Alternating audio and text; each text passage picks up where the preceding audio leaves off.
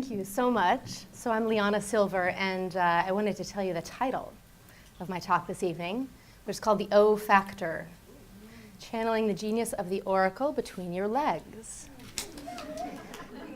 So every year around New Year's, I write a list of vows to myself that I'm going to live into for the rest of the year. And this past year, I was looking for a notebook on my shelf, something in which to write these vows. And out of my shelf fell the perfect one. I was looking through it, and then a piece of paper came out of it. And on it was written vows I'd made to myself 5 years ago. And what was written were these 5 things: to celebrate and trust my body, to celebrate and trust my desires, to remove the shackles of perfectionism, to celebrate and measure my success by the amount of enjoyment and love I experienced every day, and to continue to become a free woman. Now, at the time that I wrote those vows, 5 years ago and 10 years ago, I definitely wasn't living those vows. It was a very dark time. I feel like I characterized it as though I was at war with myself, and I was hell-bent on winning. The problem is when you're at war with yourself and you win, who loses? And the main thing I had going on was I could not trust my body, I could not trust my desires, and if I did, I would end up broke, fat, lonely, homeless, and toothless. So needless to say, it wasn't really, it was a stretch to make those vows. And a vow means to pledge or to promise, but specifically to a deity. So speaking of deities, there's a great story about the head honcho deity when God herself first created human beings. So she did a great job. Humans began to multiply and be fruitful, and they needed some divine guidance. They needed their oracle. They kept hitting her up, and so she needed a break. So she went to the Bahamas, but the human beings found her there. So she went to the highest mountaintop, and of course they found her there too. And then she went to the deepest cave, but the human beings found her there again. So she devised the perfect plan. She broke herself up into a zillion little pieces, placed one piece inside each human being because she knew that was the last place they would think to look. Now, I totally agree. I really do believe that we have a piece of the divine inside that we can consult for divine guidance. And I call that your oracle. So an oracle is defined as infallible authority, divine guidance, and wise counsel. And it comes from the Latin orare, to speak. So I bottom line it like this, that you have within you divine guidance, right? Your oracle, the divine, speaks to you, through your body, through your woman's body, through your oracle. And then I call it the oracle between your legs. So you might be with me with the oracle part. Let me explain the between your legs part. When I was studying Vedic tantric philosophy as part of my yoga teacher training, I discovered the 2 most astounding things that Vedic Tantra has to say. First, the divine is everywhere. There is nowhere you could go or anything you could do and be separate from the divine. And I thought, so I might not even have to pray for divine guidance out there. If wise counsel is out there as much as in here, then maybe I could start consulting the very thing I mistrusted the most. Tantra also says that sexuality is the same as spirituality, is the same as creativity. Sex energy is the same as creative energy, is the same as spiritual energy. And so I thought, well, if the same thing that makes the trees blossom is the same thing that makes babies, right? If creative energy is the same thing as baby-making energy, then maybe the baby-making spot on my body was key. Now, my life has really taken a turn for the amazing and the miraculous because of this, but I'm really interested in why. We don't even know we have an oracle between our legs, or we don't listen to it. So a beautiful illustration of this is a story by Edgar Allan Poe. Maybe you've heard it. I'm going to retell it a little bit. It's called The Telltale Heart. So there's a woman, she's got a neighbor, and she's deeply mistrustful of her neighbor. The neighbor has suspectful, deep, dark powers. So this woman at some point gets so mistrustful of that neighbor, she kills her, chops her up in little pieces, and puts her underneath her floorboards. Okay, that's a little dark, I know, bear with me. So she thinks, done, I don't have to deal with that anymore, but then she starts to hear the beat, beat, beat of the woman's heart. And she thinks, how does that happen? I mean, I just killed her. I shouldn't be able to hear the beat, beat, beat of her heart.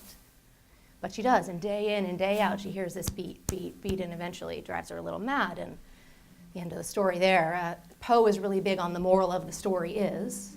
And the moral of the story with that one is you can't actually really bury anything important. It comes up, even if the voice is muffled, it comes up with a similar beat, beat, beat. And so for our telling, then what is buried under there for so many or too many of us is the voice of our oracle, or the voice of our desires. And why we bury it, well, I mean, often your body or your woman's body was just, considered to be the root of all sin and the fall of mankind, just that, Or you have a desire and you're like, I don't see this anywhere in the world, but I want to put it out there, and you think, but I might embarrass myself, my family might disown me. So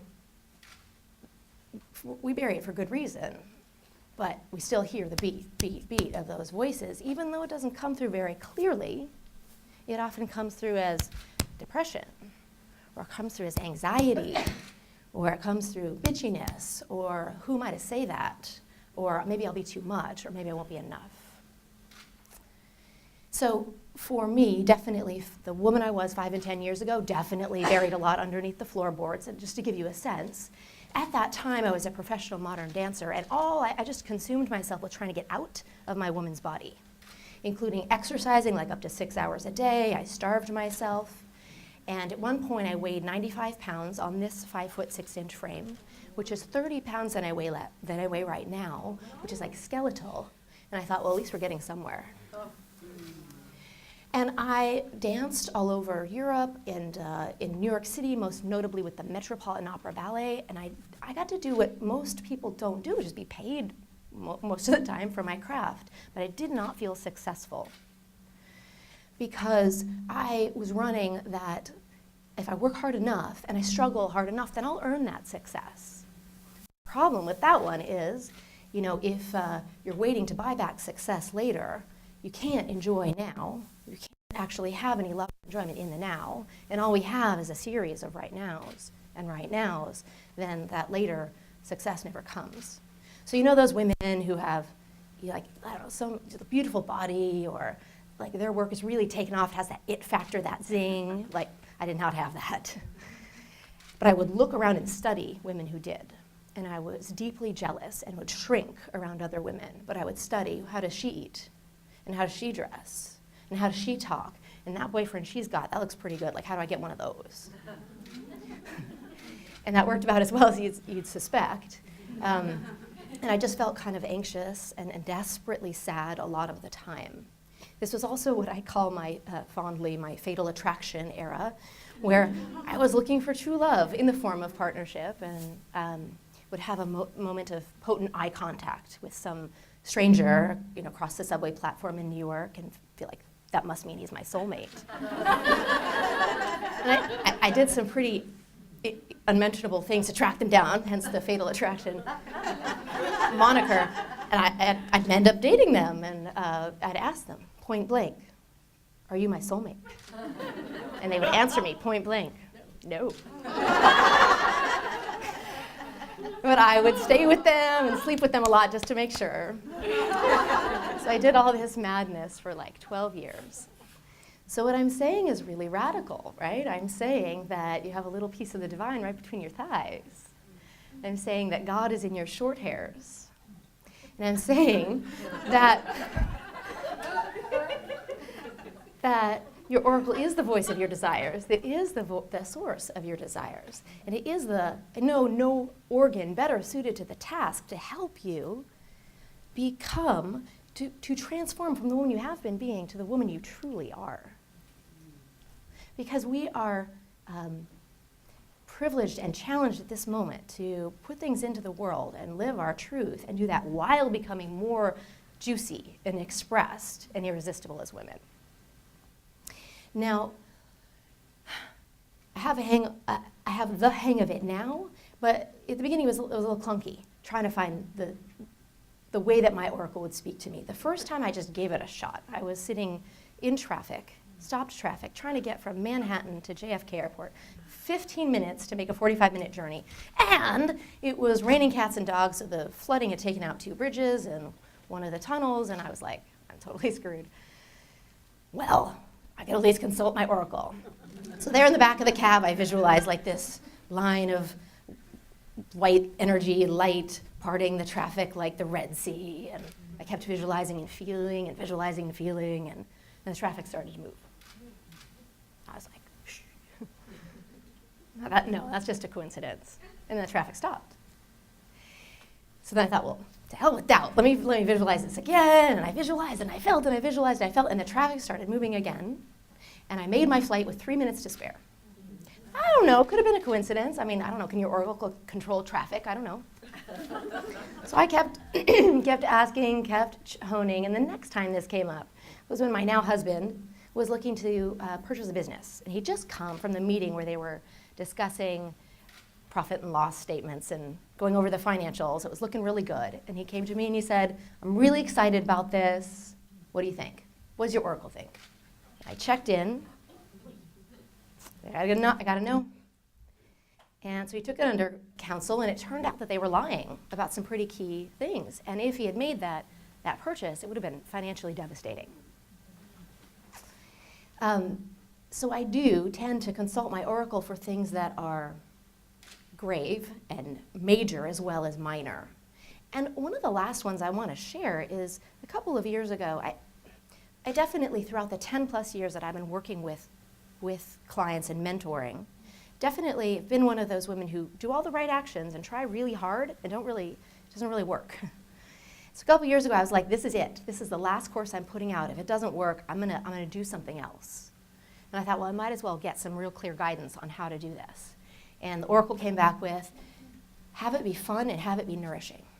You know, and I know some of the right actions to take, but the quality had to be fun and nourishing. Every time I'd bump up against something and it wasn't fun, it wasn't nourishing, I'd either do something else or throw it out.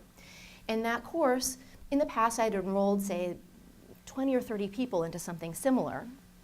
And that one has had 300 people in it. That it factor, that zing, that kind of mojo factor is what your oracle is all about. Now, you don't become perfect, and your life doesn't become perfect when you're channeling the genius of the oracle between your legs, but it does become impossible to become ever lost, ever truly lost again. Now, when your oracle leads or it steers, then you make miracles out of your life. And so just to give you a sense, I do feel like my life is very miraculous. And specifically that at 40 years old, I just had a baby, and in some ways I look and feel better than I did at many points in my life. And I know that's because of a friendship and a reverence I have for my body where there used to be a war zone. And I have an epic love affair with my husband. We've been together about 10 years. We have a 1-year-old. He is just sweet and amazing. And I'm delighted that we are more allied and having a better sex life in this time when, understandably, so many people get estranged or lose their sex or their love or get divorced or separated. And I have a tribe of women around me where I used to shrink and hide who come to me and hold me with their very brilliant, beautiful hearts and also stretch me into more. But just that scorching sex bit, I do want to mention that what are oracles good for if not for a few soul-shattering orgasms, right? We want some of those too. Now, the people that I get to hang out with are really on the cutting edge, this leading edge of this paradigm-shifting conversation. Again, how do you go out and make shit happen while also letting it come to you and also being able to let it in when it does come? Now, I think you can relate, right? Because you also, I know, are likely right on that leading edge. What's next for you as a woman? What's next for you as a lover? Or what in the business that you're creating? What next evolution are you bringing into the world? So the women that I get to work with or mentor are pretty extraordinary because they started, when I get to meet them, they're doing the copying other people, and we get them sourcing their own unique way of channeling the oracle between their legs, and the results are extraordinary.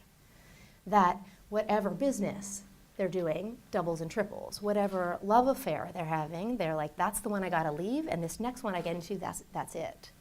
that what they're channeling has never been seen yet in the world. Where they used to discount it, now it's the thing that the world needs most. That's a beautiful thing to be able to work with. Now, these women also have recognized that they are sitting on, like you are sitting on, an oracle, their very own oracle, their very own miracle maker. So I'd like to get you acquainted a little bit more with yours.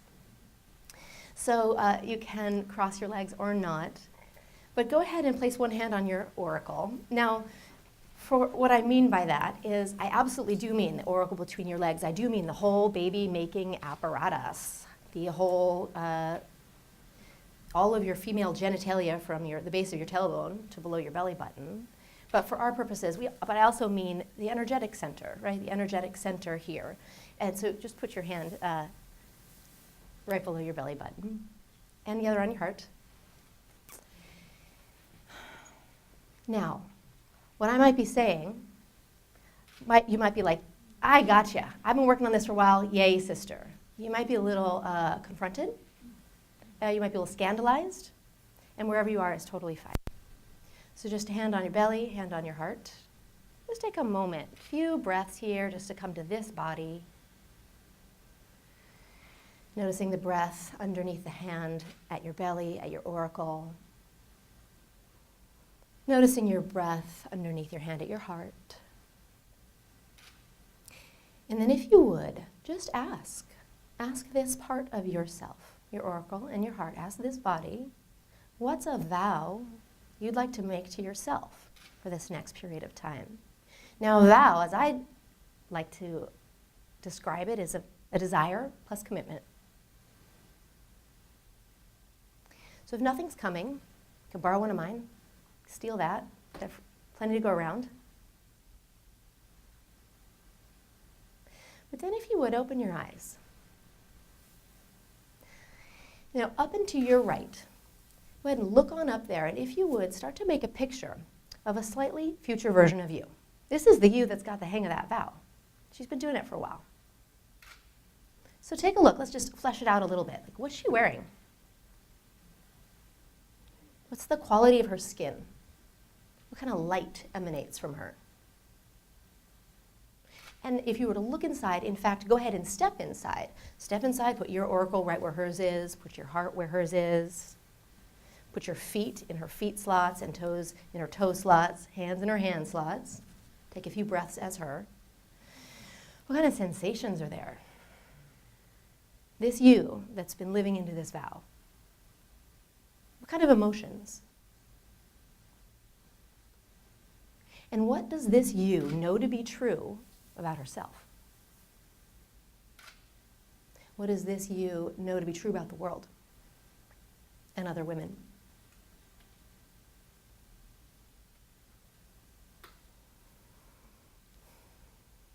And then if you would, have that slightly future you look back and make eye contact with you. That's a little bit of a funny instruction. So the future you, look back, make eye contact with you, have her catch your eye, and have her say thank you.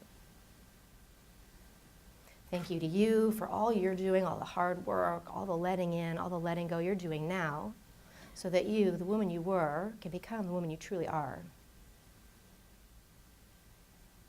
And then, because oracles really thrive with celebration, when in doubt, they like to celebrate. Let's go ahead and do one level more of celebration. If you would, have that slightly future version of you stand up and put her hands together for you. Have her give you a standing ovation. And in fact, join her if you would. Would you stand up, take your hands off your body, and actually give yourself and your future self a standing ovation? Really give it up. Give it up for your two.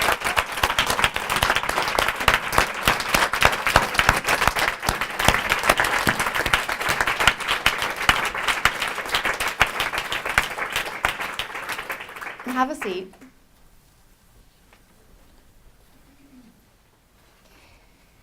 Now, every time a woman says enough to bashing herself, to doubting herself, to mistrusting herself, and every time she says yes, channeling the genius of the oracle between her legs, the world stands up and takes notice.